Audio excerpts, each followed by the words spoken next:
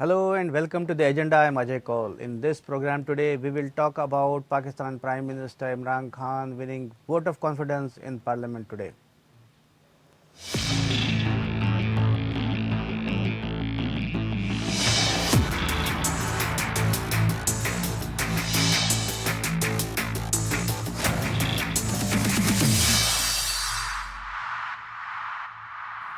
Pakistan Prime Minister Imran Khan today won the vote of confidence in Parliament. He sailed through comfortably after the opposition 10-party alliance, Pakistan Democratic Movement, boycotted the proceedings, saying the vote of confidence was a useless exercise.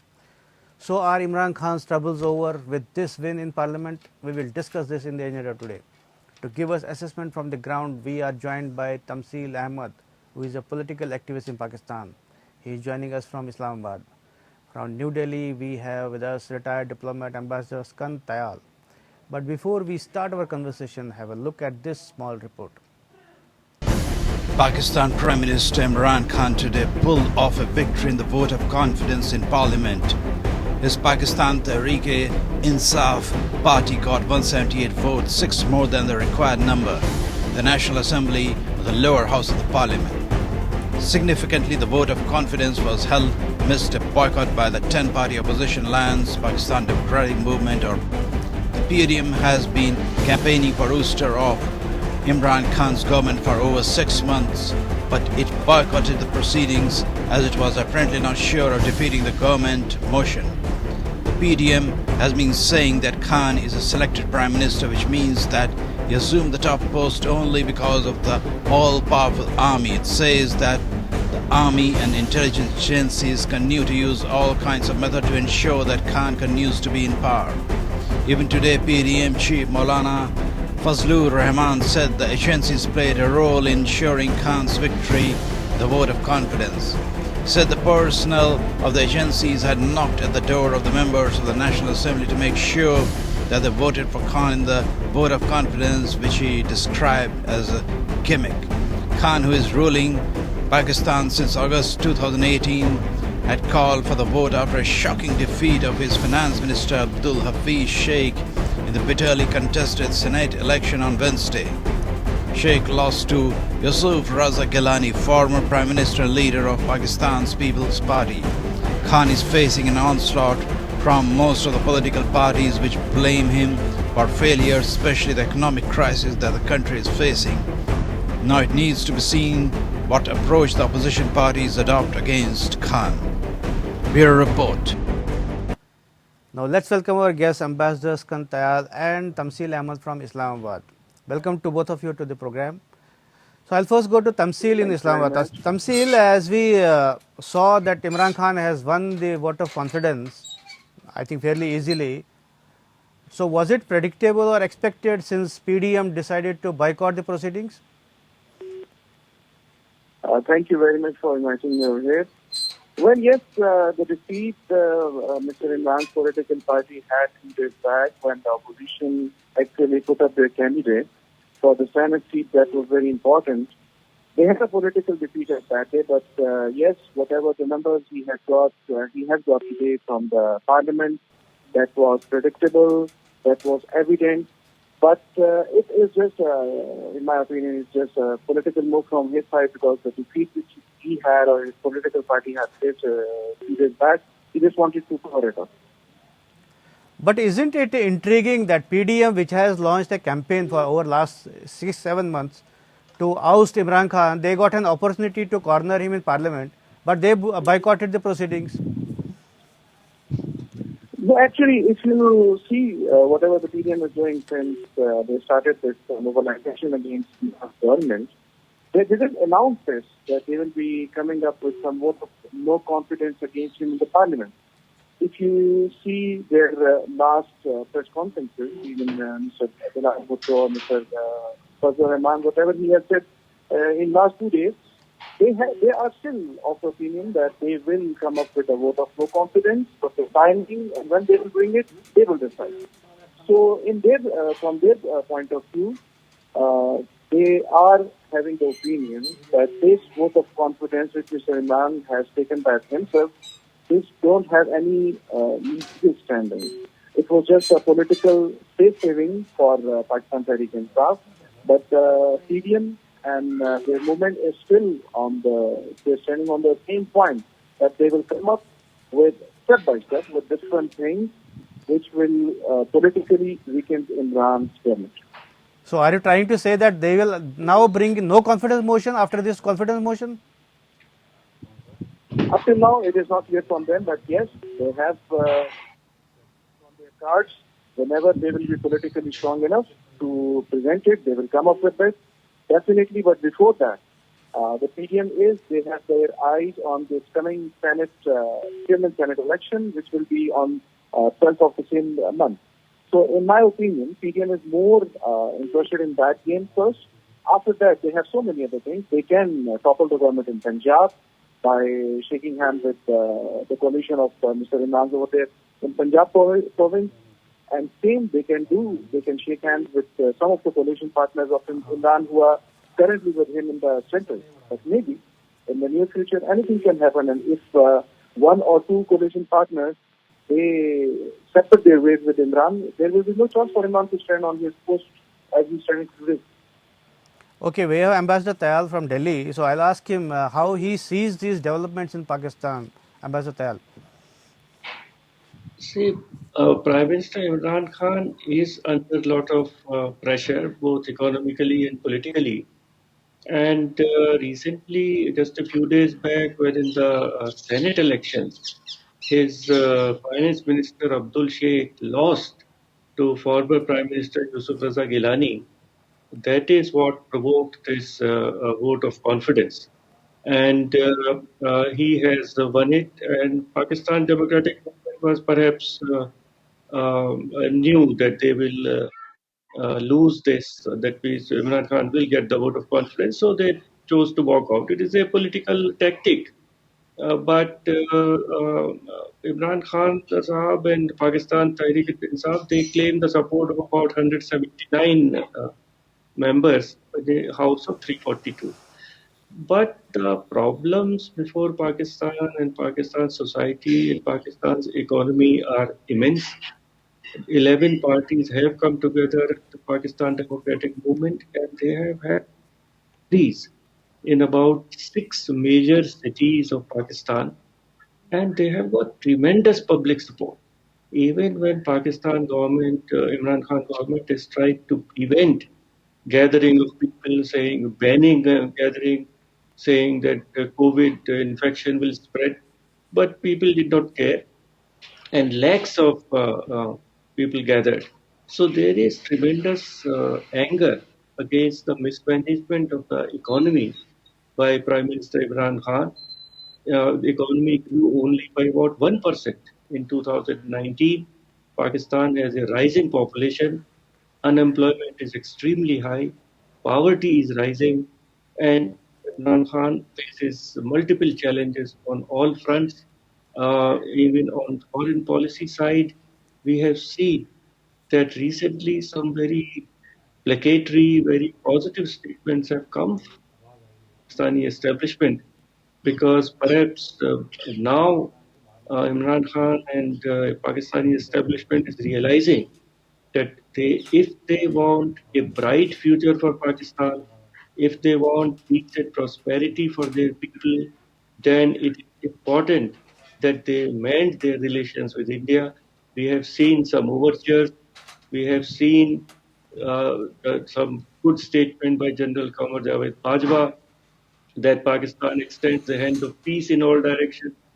Imran Khan's NSA, Mohid Yusuf, has said that any solution of Kashmir or any other problem can only be on the basis of rationality, not ideological basis. Right. So there are some hints. We have seen the reiteration of ceasefire agreement, which has been signed again by DGMOs, Director Generals of Military Operations on both sides. But ultimately, India is always ready to respond. Right. Prime Minister Modi has been saying from day one, after all, he had invited Prime Minister Nawaz Sharif for his inauguration. But at that time, there was a dissonance between what Prime Minister Nawaz Sharif was trying to do with India and what the Pakistani army wanted. So now, because Pakistani army, first under General Kayani and later under General Bajwa, did not want any agreement, any reconciliation, any peace with India. So ultimately, the key is in the hand of not Imran Khan, but General Bajwa. Right, right, If he stops all the terrorist activities in India, India's hands of friendship are open and will be extended again, both towards Imran Khan, Prime Minister Imran Khan, and towards the Pakistani army. right. But Ambassador Skand, as you mentioned that PDM has got a lot of public support, and we have seen rallies, huge public participation in that.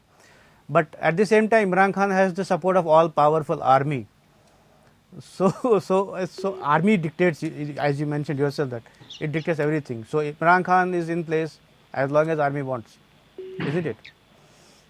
Absolutely right. Imran Khan, we all know how the elections were won by Imran Khan and how the Pakistani courts, unfortunately, even the Supreme Court, combined with the Pakistani army to hound all the opposition leaders, whether it was Nawaz Sharif and his entire family, and whether it was the Zardari Sahib is still in jail, and the entire Bhutto family. So it is a rigged game. Elections are unlikely to be free and fair because of the direct involvement of Pakistani army, which is unfortunately totally supported by Pakistan's judiciary and unfortunately even the Supreme Court. So the dice is loaded against the democratic parties of Pakistan, which are the Pakistan People's Party and Muslim League Nawaz Sharif. And let us see how it goes, how it unfolds, because Pakistani army is also known to change the horse midstream. We all remember Right. that Nawaz Sharif himself was a creation of Pakistani army against the Pakistan People's Party and against Benazir Bhutto. Then the generals So, changed and everything changed. So, so I'll go to Tamsil Ahmed about today's developments. As we heard, Maulana, Tamsil, are you there? Yes, yes, I'm Yeah. here. So I heard Maulana Fazlur Rahman after the vote of confidence, he was saying ये तो Dong था और we have seen agencies कैसे रात रात को सबको दरवाज़ा खटखटाया के I mean approached all MNAs to vote for PTI. So how much role did the agencies, as we know the establishment, play in this? Oh, well, to be very honest, to be on the neutral side, whenever one party is in the power and the other is in the opposition, these kind of, you can say, allegations are always coming up. But we have to understand one thing, that our agencies, our establishment, and all the organizations, they are working under some constitution, and they are still working. If you see the recent past, when there were some elections on some by-elections had been done in Sindh province and Punjab province, and that was very much neutral. Even though 2 days back you might have seen there was a very important decision given by the Supreme Court, and the government was very eager to take that decision in their favor because whatever has happened in the last Senate elections, there could be a very big fair chance for PTI before that. But they could not get whatever they wanted, even yesterday from election commission. So whatever Mr. Maulana Fazl has said, this is a perception, and it does not mean that their perception is always a reality. But yes, because they are in the opposition, they have to find the ways for themselves, and they have to hit the nails wherever they are saying, wherever they feel that these political parties sitting in the opposition are getting hurted first. But it does not mean that everything is the reality. Only they are the people who are running Imran Khan. Right. So, as you mentioned that whoever loses, so he cries foul. So we heard that same Imran Khan saying the same thing. I mean, crying foul that fraud ho gaya and all those things. Like we saw U.S. president. I mean, outgoing. I mean, the former president Donald Trump also saying that there were frauds in the elections. So was there a Yes, fraud? exactly. Yeah. Exactly. See, Mr. Imran Khan's last speech that he did on Thursday evening, he put many allegations against the Election Commission of Pakistan Yeah. because he lost one seat. And there was a very clear notification, very clear saying by the Election Commission of Pakistan that the same party in Pakistan, Tehreek-e-Insaf, they are accepting the results under the same rule in which their candidates have won. But they are putting allegations on the same organization or institution where they have lost one seat. So, as I said before, all the political parties, when they are in the power, they have a different temperament, they have a different attitude towards organization institutions. Right. But whenever they go back to the opposition seat, they have a different scenario. Actually, the problem is everybody wants to play with the nerves of the people. But currently, as your other guest said, yes, the problems are a lot because of the poor governance of Mr. Imran Khan, Tehreek-e-Insaf. They have many issues. They could not handle the economy. The poor is getting more on the lower side. The bread and butter is getting out of hands for everybody, even for the mediocre. So this is the main problem, which is why the opposition parties have stick together and they want to hit every corner where Mr. Imran's government politically and ethically can get weaker. Yeah, my question is about the role of agencies, as we heard that Fazlur Rahman saying that agencies played a role in this elections, Senate elections, and also today's elections, vote of confidence in Parliament. But Tamsil says that whenever somebody loses, he tries to find some scapegoat or face saver. So, what is your view? Did they? I mean, how much role do agencies play? What we have seen coming from Pakistani press itself, that some of the TV channels which were a little critical of ISI or Pakistani army, they have been hounded, their correspondents have been hounded, they have been kidnapped. So agencies, particularly ISI, have played a very important role and a very bad role in controlling and suppressing any dissent against the Imran Khan government and against Pakistani army. And they cannot be questioned at all. Even some journalists were kidnapped, and after a few days of beating, they came back. But they did not dare question the ISI or even go to the police. So agencies are very powerful, they are very strong, and unfortunately the Pakistani judiciary is not able to extend any protection to Pakistan's citizens, Pakistan's members of National Assembly against ISI and other agencies. Right. Tamsil, I'll come back to you. As you mentioned about the problems in Pakistan, as Imran Khan has not been able to do well or perform well on economy and other things. But I heard his speech in Parliament today. He was attacking, the former government, Nawaz Sharif and Gilani, that they are chores and they have looted the country. And that is, the current economic problems are because of that looting and all. How much do you? Well, actually, I do not agree with what Mr. Imran has said in the parliament today, or even he is saying the same, or he is telling the same mantra.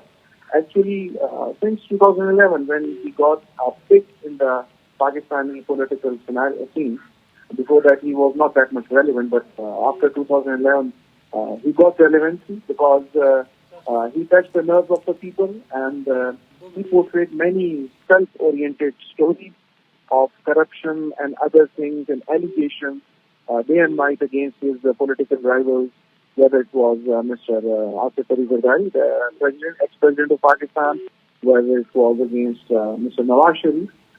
These allegations actually were very much heard, were very much taken positive from the nation, from the Pakistanis, till the time Mr. Imran was not in the power. Even though he had been in the power in one of the very important provinces, that is Khyber Pakhtunkhwa. For 5 years, he was governing there. His political party was in the power, but it was projected in a very different way on the the national media and the print media and even Prime Minister Imran Khan and speeches. But now the ground realities are very much different. He is in the office since 2.5, more than 2.5 years. Yeah. Almost 2 years of his power is remaining on him. But whatever he promised, he couldn't deliver a single thing on that. Even whatever allegations he had put on Mr. Zardari and Mr. Nawaz Sharif, his government could not prove a single penny against any of his opponents. So this mantra is being sold by PDM now, that whatever Mr. Imran is saying is just an allegation. There is no base in that. There is no truth in that, because now the system, the government, everything is in the hands of Mr. Imran. So if he had something concrete, he could have presented it in front of the people, but he could not. He failed in that. So on both things, and whatever he was portraying, he could not deliver. Right, And, he could not deliver. The people, they need bread and butter. They need something to survive. Yeah, we are running out of time. We have maybe 1 minute. Ambassador Tal, I'll come to you. One last question. In fact, Imran Khan is blaming political parties of the past, in fact, Nawaz Sharif and Gilani and Zardari, for the grey listing by the FATF also. He says that they are responsible for that. So how do you see that? 1 minute, please. Yes, they were responsible, but Prime Minister Imran Khan is also responsible, because FATF has given very clearly that what are the, I think, 21 points on which Pakistan has to act. And on 3 points, Pakistan has not acted. So now he has been the Prime Minister for more than 2 years. So he can close all those channels of financing of terrorism. He can, and all those charges which have been put, those fellows should be behind bars. There should be clear prosecution of those terrorists. Right. So now Prime Minister Imran Khan cannot say, yes, of course, there was a lot of terrorist financing in those days also, but that is continuing under Prime Minister Imran Khan, and that's why Pakistan government, despite its best efforts, has not been able to satisfy the Financial Action Task Force. So that responsibility squarely falls on Prime Minister Imran Khan. Yeah. So Imran Khan is trying to blame everybody else for all the problems that Pakistan is facing, but I am sure that today's vote of confidence is not the end of the whole drama that we are witnessing. But thank you both of you for participating in this debate today. This is all in the agenda today. Thanks for watching. I will be back with another important topic on Monday. Till then, goodbye.